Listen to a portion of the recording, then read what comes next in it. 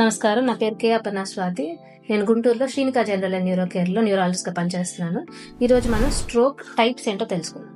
Stroke అంటే గుండెకే వచ్చేది కాదండి, తలలో కూడా స్ట్రోక్ వస్తుంది. అది పక్షవాతం అని వాడుక భాషలో అంటూ ఉంటారు. ముఖ్యంగా ischaemic stroke, haemorrhagic stroke and CVT, cortical vein thrombosis అని 3 రకాలు ఉంటాయి. బాగా కామన్ 80% ఆఫ్ ద టైమ్స్ వచ్చేది ఇస్కెమిక్ స్ట్రోక్. దీన్ని మనం ఎలా చెప్పొచ్చు అంటే, ఒక పొలంకి కానీ ఇంటికి కానీ వాటర్ సప్లై ఎలా వెళ్తుందో అలాగే మన బ్రెయిన్కి బ్లడ్ సప్లై వెళ్తుంటుంది.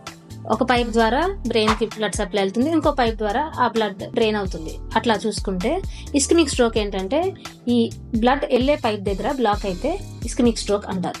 ఆ బ్లాక్ అవడం వల్ల బ్రెయిన్కి బ్లడ్ సప్లై వెళ్ళదు.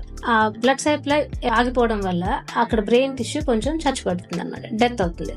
అది ఎంతసేపట్లో అవ్వచ్చు అది డిపెండ్స్ అన్నమాట. కామన్గా అయితే కాసేపటి వరకు పక్కనున్న వేరే బ్లడ్ సప్లై వల్ల ఆ బ్రెయిన్ మేనేజ్ చేయగలుగుతుంది. ఎలా అయితే మనం పొలంలో ఆపేగానే వాటర్ సప్లై కాసేపు వరకు పంట ఎలాగా నిలుస్తుందో, అలా కాసేపు వరకు బ్రెయిన్ కూడా మేనేజ్ చేస్తుంది.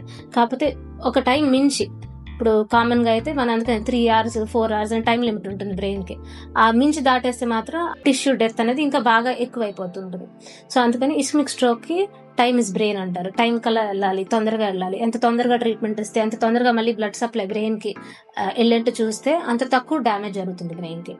సెకండ్ ఏమో హెమరేజిక్ స్ట్రోక్. దీన్ని ఎలా చూడొచ్చు అంటే, ఇంటికి కానీ లేకపోతే ఫార్మ్ ఫీల్డ్ కానీ పైప్ వెళ్తుంది కదా, అది గనక పైప్ లీక్ అయితే, అంటే ఈ బ్లడ్ వెళ్ళే బ్లడ్ ఆ పైప్ లీక్ వల్ల, బ్లడ్ అంతా పైప్ లీక్ వల్ల ఆ బ్రెయిన్ అంతా కూడా హెమరేజ్ వస్తుంది అనమాట. సో ఇది హెమరేజిక్ స్ట్రోక్. కామన్ గా బీపీ, హై బీపీస్ లో అలాంటిప్పుడు, లేకపోతే ఎన్యూరిజన్స్ అని బ్లడ్ అబ్నార్మల్ గా ఉంటాయి ఆ బ్లడ్ వెజల్, దాని ద్వారా లీక్ అవడం వల్ల మనకి హెమరేజిక్ స్ట్రోక్ వస్తుంది. మూడోది ఈ రెండు, ischaemic stroke, haemorrhagic stroke blood సప్లైలో వచ్చే ప్రాబ్లం వల్ల వస్తాయి.